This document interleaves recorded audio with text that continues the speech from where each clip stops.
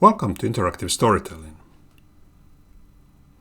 In this first video lecture, we try to define what is interactive storytelling.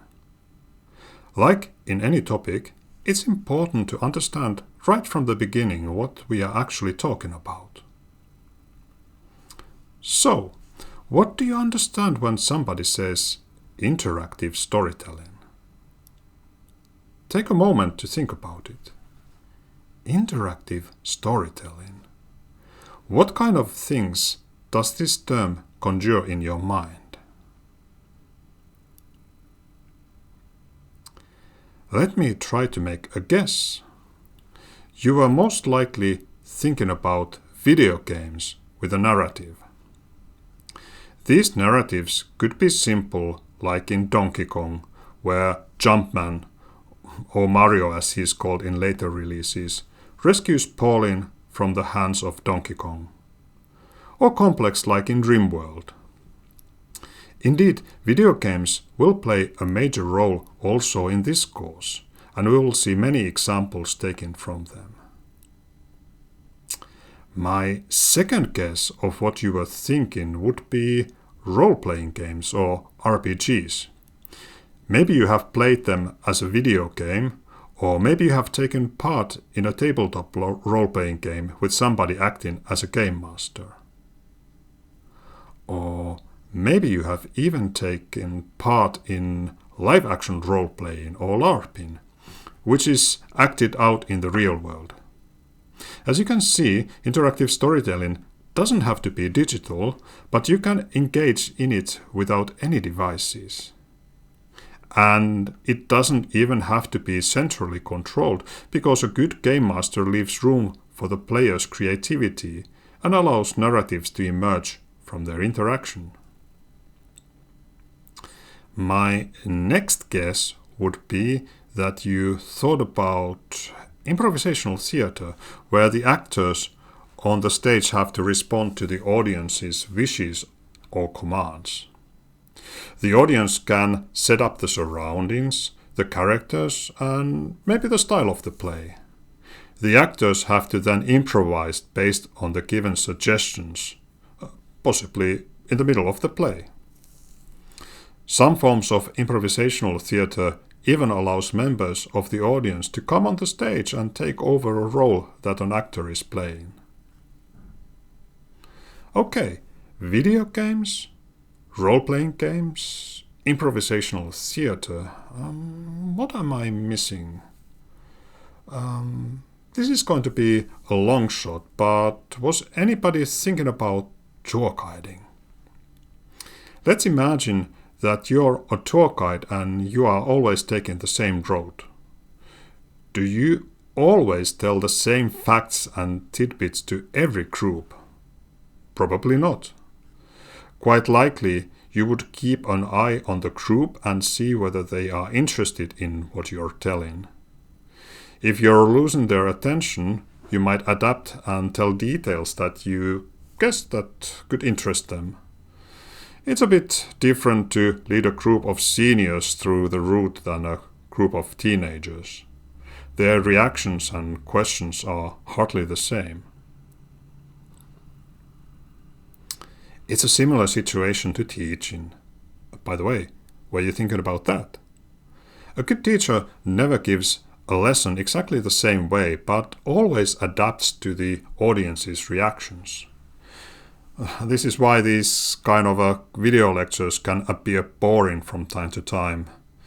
If I could now see your individual and collective reactions, I could adapt my presentation. I could pick up speed, or stop to explain a detail further. I could take questions and possibly divert from the main topic to answer them. I could see if you are nodding off over there and decide to wake everybody up with a change of style or with a witty anecdote. My possibilities to exercise so-called second-person insight is practically non-existent in this media. But at least you can enjoy possibilities that real-world lectures wouldn't offer, pausing whenever you want, speeding up the replay, or skipping ahead to interesting bits. Still, Don't you miss the good old lectures too? Finally, and this is my last guess, maybe you were thinking about inventing and telling a story to an audience. Have you ever had the chance to tell a bedtime story to small children? Regardless whether you read the story from a book or invent it on the spot, your audience wants to take part in it. It could go like, once upon a time there was a lion. Was it a nice lion, Dad? Yes, it was a nice lion who was looking for a friend. And he found a teddy bear to be his friend. One day the lion met a teddy bear who was unhappy because he was so lonely. There are probably other forms of interactive storytelling that I didn't mention. Perhaps you were thinking about game books, text adventure games, or interactive television programs. Points for you if you did. But let's think about storytelling. If there are so many forms of interactive storytelling, why do we have to emphasize the word interactive? Isn't all storytelling interactive? The answer is yes, perhaps to a certain degree. But what we are interested here is the audience's chance to take part and change the story. If you think about it, that is rare, although we have all these examples listed here. Conventional storytelling is non-interactive. Books, movies, television shows or podcasts do not usually offer you a chance to make changes. You are a passive receiver. What is then so different in interactive storytelling compared to conventional non-interactive storytelling? I'd like to illustrate the difference using a spectrum of interactivity. Let's imagine that we have a range, a spectrum, where on the left-hand side we have no interactivity, but we are passive receivers who can't affect anything. On the right-hand side, we have total interactivity and we are free to do anything we want, or at least anything that we are capable of doing. Within this spectrum, conventional storytelling would reside at the left-hand side. If you are watching a film, you don't get the chance to change the scenery, characters, mood, or plot of the film.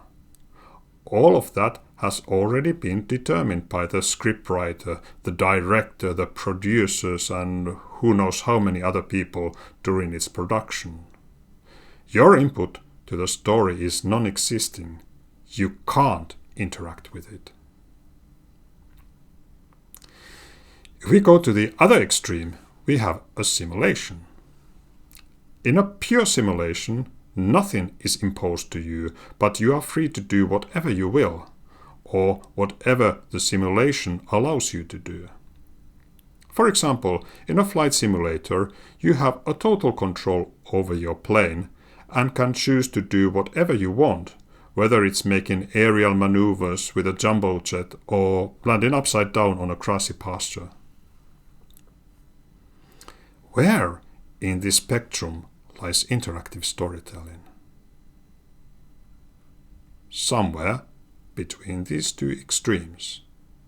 It is more interactive than conventional storytelling, but not as free as a simulation.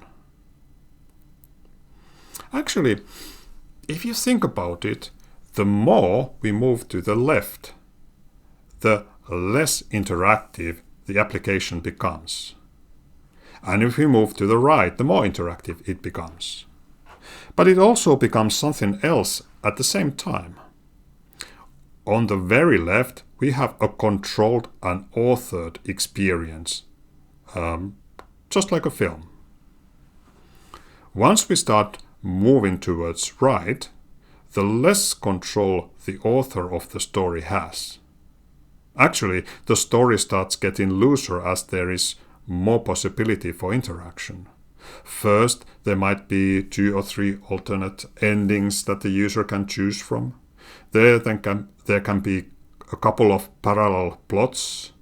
After that, things start to get really complex and it would be hard to pinpoint or enumerate the possible story instances.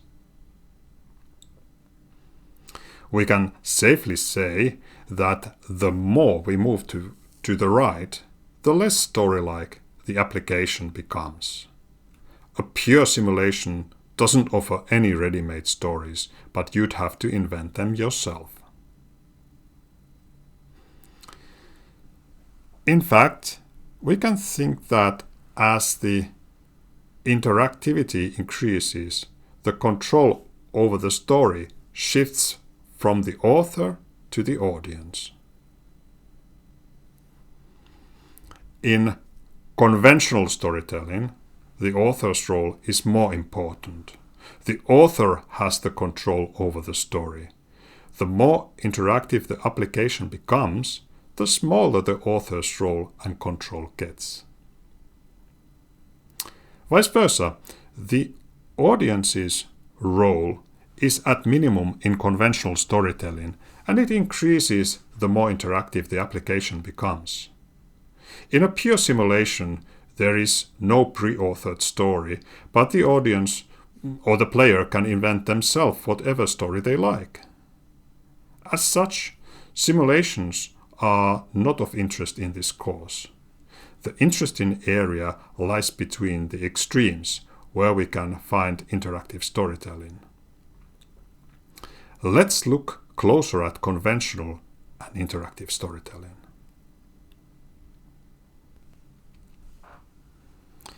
In conventional storytelling, the author has a special place when constructing the story.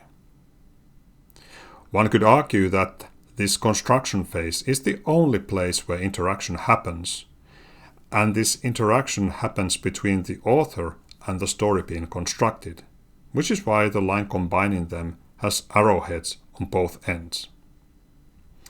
Once the story is finished, it is ready to be presented to the spectators or readers or audience.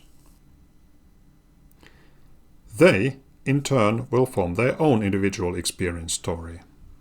If you have a group of people watching the same film, they all see and hear the same presented story, but each of them will experience the story differently.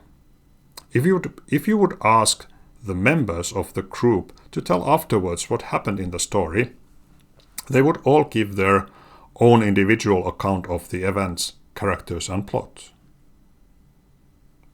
As we can see, the story is handed down without any real feedback loop or possibility to interaction. That's why the connecting lines have an arrowhead in one direction only. Let's look at how interactive storytelling differs. First of all, we have a terminological difference. In conventional storytelling, we talk about having an author, someone who has authored the story and has authority over the story. In interactive storytelling, this is not the case because the audience can take part in shaping up the story. The author wouldn't be the only author and definitely wouldn't have a complete control over the story. To discern, let's call this diminished author a designer. We could even say that author is a special case of a designer when the situation is limited to conventional storytelling. The designer creates a story world. Again, there's a difference in the term because the designer isn't creating a single story but an intermingling bundle of them. In other words, the designer creates a world where different stories can take place. It includes all the characters, props, scenes, and events as well as the mechanics that combine them together into a living world. This story world is used to form a story world instance, which is a realization of one of the possible stories. To make a crude analogy, You can think of the story world being in a quantum superposition, which includes all the possible stories. The story world instance is then the actualization of one of them. Next, we have, surprisingly, yet another change of term. Whereas in conventional storytelling, we can talk about the passive recipient of a story as a spectator, audience, or reader, here that person has an active or rather an interactive role. We could call that person with many names: player, actor, user, agent, or participant are used in the research literature without a clear consensus. My choice here is interactor, which emphasizes being an interactive actor in a story world created by a designer. Sometimes I might use the term player when it's more customary to do so in the context. Otherwise, I'm promoting interactor because it can be used more broadly. For example, you wouldn't use player when talking about teaching or tour guiding, would you? The interactor is the one who experiences the story as it unravels. Now, let's take a look at the whole structure. Interactive storytelling puts the interactor in a key role. The designer is now providing the characters, props, and external events forming the story world. Based on this and the interactor's choices, a story instance is generated, which is the result of not the designer alone, but also the interactor who has made choices and provided input into the story. Apart from the new terms, the key difference here is that the line combining the story world instance and the interactor has arrowheads on both ends. This separates interactive storytelling from conventional, non-interactive storytelling. In this course, our focus will be mainly in interactive digital storytelling. We are interested in building applications that would act as an intermediary between the designer and interactor. The definition by Peinado and Kervas summarizes this well. Interactive digital storytelling application is designed for users, interactors, to take part in a concrete interactive experience, structured as a story represented in a computer. This means we need a platform which the designer can use to create the interactive experience, or the story world as I called it a moment ago. The interactor can then experience this story world using the platform.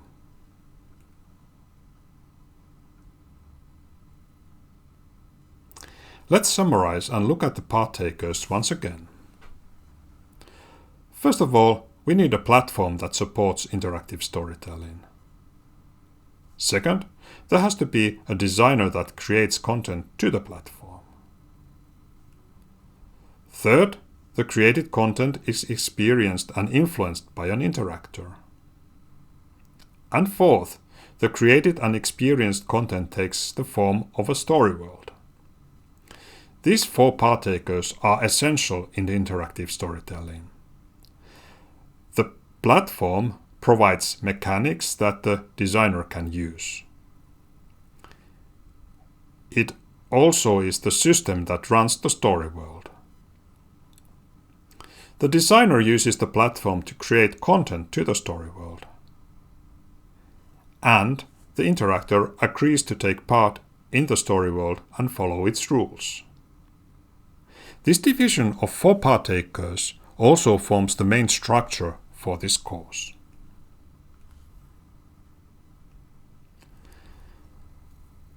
The first set of video lectures, including this one, introduces the basic concepts.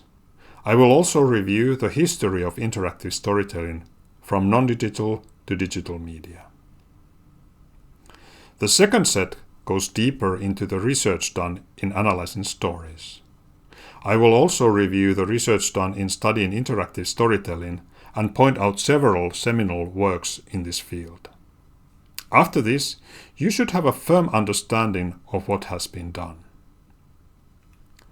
In the third set, we will focus on the first of the 4 partakers, the platform.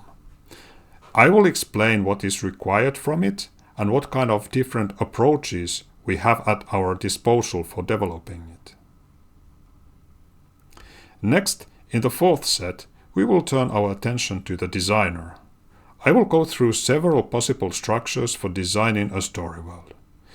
Each of them have their benefits and drawbacks. I will also address issues related to the design process. The 5th set of videos focuses on the interactor. There we will look closely at topics like immersion and agency, and also try to recognize different interactor types. The 6th set of videos is about the last partaker, the story world. I will explain there more about characters, props, scenes and events that form the story world. The last set of videos provides vistas to various topics. I will talk about the future of interactive storytelling and review different technologies that might influence or be influenced by interactive storytelling. This 7th set of videos will then conclude this course. So, we have a lot of ground to cover. Let's take a deep breath, digest what we have seen so far, and then move on to the next video. See you there.